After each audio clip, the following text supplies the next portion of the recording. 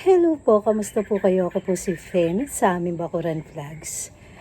Ngayon po ay February, araw ng mga puso. Mag-share lang po ako sa inyo ng bigay ng Sir Bernie sa akin. Pero bago po tayo magsimula sa ating topic, sa mga bago pa lang po dito sa aking YouTube channel, paki-like, comment, and subscribe po. At huwag niyo pong kakalimutan na i-click ang notification bell para po ma-notify po kayo kapag meron po tayong bagong upload.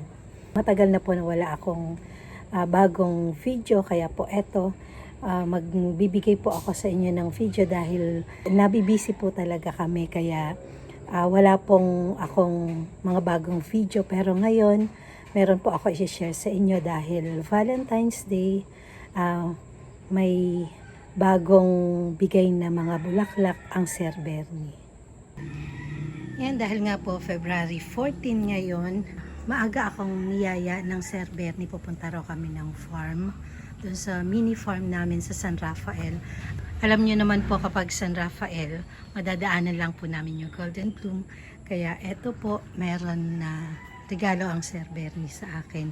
Sabi niya idadaan niya ako sa Golden Bloom. Hindi naman ako makapaniwala kasi nga po busy at saka sunod-sunod din yung gastos namin. Kaya tuwan-tuwa ako ngayon. Tingnan niyo naman yung pinamili namin na mga kids ngayon. Ilang piraso lang po ito pero magaganda po talaga. Kaya kahit na ilang piraso lang po ito, masayang-masaya na po ako dahil napakagaganda yung napili ko. Tsaka halos lahat dito wala pa ako talaga. Yung isa lang talaga na tawisuksa yung meron ako. Yan, kagaya niyan. Pero the rest po talaga, ngayon lang po ako nagkaroon gaya nitong kulay na ito, yung old rose. Yan, ang ganda ng kulay. At saka yung kulay pink na mukara. Talagang tuwan-tuwa po ako. Tsaka yung red na mukara. Ayan no, ang ganda. Siyempre Valentine, kulay red. Kaya masayang-masaya po ako ngayon dahil sa mga ito. Ito na po yung mga orchids na binigay sa akin ng husband ko nung Valentine's. Dito ko na isinabit kasama ng mga strap leaf band ako. Yan, ito yung unang pakikita ko sa inyo. Yan yung hybrid ng Sanderiana. Pero ang ID po nito ay tawisuksa. Meron na ako nito pero parang nagustuhan ko lang na bumili uli. Pero nung makita ko yung ID niya, hindi ko alam kung merong pagkakaiba sila. Ito po yung ID. Ayan, Udomsri tawisuksa. Tapos, ito yung tawisuksa ko. Yan, ito. Binili ko to ng isang puno lang. Ngayon, nagkaroon na ng dalawang kikis. Bala ko nga magtanggal na ng isa. Ito naman yung ID nito. Vanda tawisuksa jindawat. Titingnan ko kapag nagsabay ng pamumulaklak ito at saka ito. Kung ano yung pagkakaiba nila. Kasi nga, may mga orchids na akala mo iisa sila. Pero magkaiba po ng ID. Kagaya nung isang orchids na akala ko isa lang sila, magkaiba pala sila. Meron lang nag-comment na meron silang pagkakaiba talaga. Titingnan natin sa mga susunod na pamumulaklak nila. Tapos ito yung isa. Ayan. Tingnan nyo, ang ganda at saka ang lalaki talaga ng bulaklak. Ang ID nito ay Kulwadi Fragrant Barut Leopard. Pero parang meron na ako nito. Kaya lang parang hindi ito yung hindi ito yung kulay. Siguro pareho lang sila ng ng variety. Wangtong. Basta meron ako niyan siguro ito. Basta titingnan ko na lang ulit. Hindi ko maaninaw sa ngayon yung mga ID nila. Yan, tapos ito yung isa. Ito strap leaf banda to, yung dalawa na to. Tapos, ito, ano to yun, sun banda. Tingnan nyo, oh. Ang ganda ng kulay niya. Meron ako na ganito. Wala siyang ID. Pero sun banda to. Ayan. Tapos, meron ako nito. Medyo dark yung kulay. Nandun. Yun. Yan. Yan yung pangatlo. Tapos, yung pangalawa, ito, pang-apat. Ayan o, tingnan niyo, ang ganda ng kulay. Ang ID niya ay Teresa Marie. Ayan, yun yung ID. Tapos, ito naman, Mukara. Ayan. Vanda Mukara Christine Lo. Ang bulaklak niya kulay red. Ang ganda. Tingnan nyo. Maliliit lang nga yung bulaklak niya.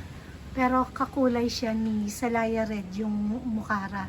Ang pagkakaiba lang ng bulaklak niya ay, ito medyo pabilog yung petals niya. Yung Salaya Red, medyo pahaba.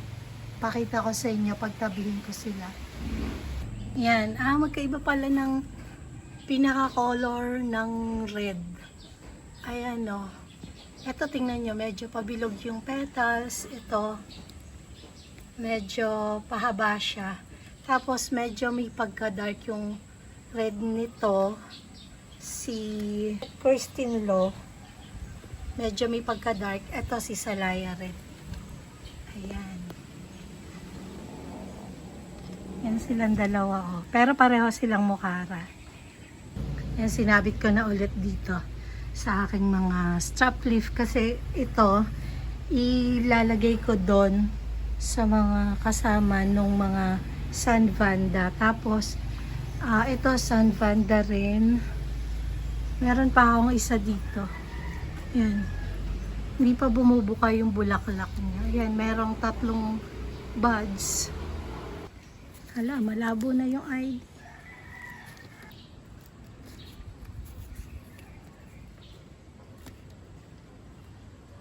Hindi ko maninaw. Lalagay ko na lang dito kung ano yung ID niya. Lilinisin ko muna yung pinaka-ID.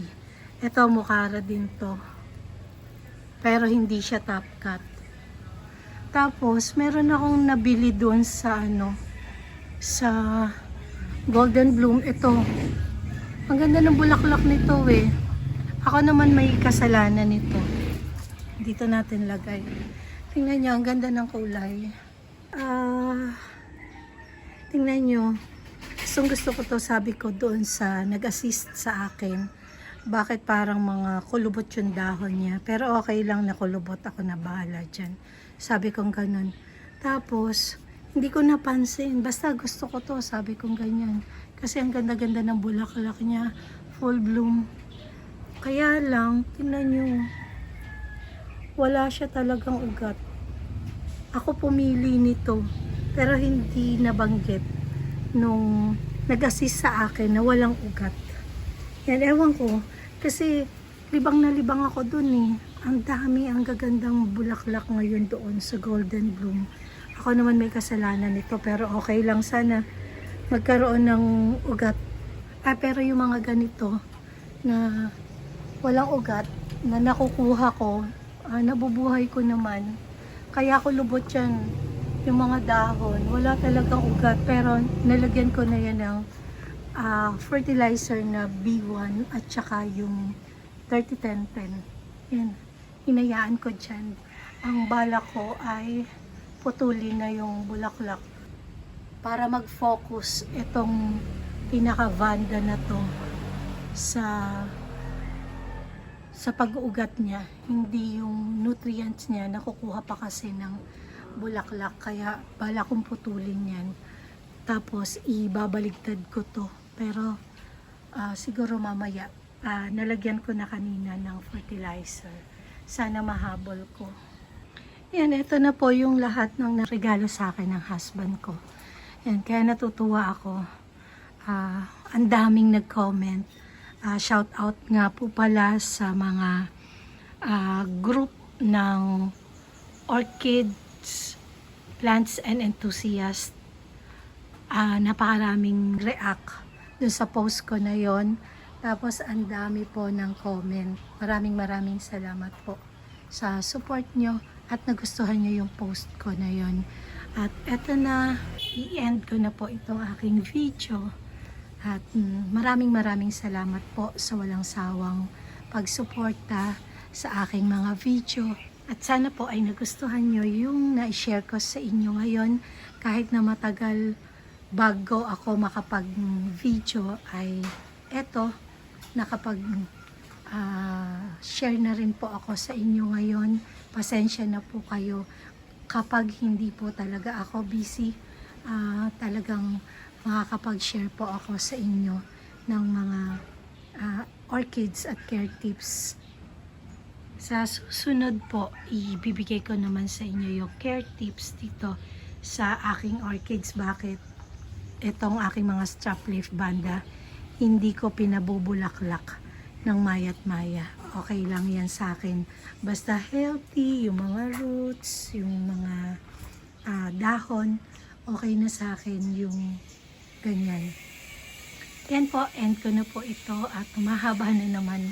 Nagpaalam na ako sa inyo pero hindi pa rin natapos. Maraming salamat po sa walang sawa niyong panonood. Keep safe everyone. God bless.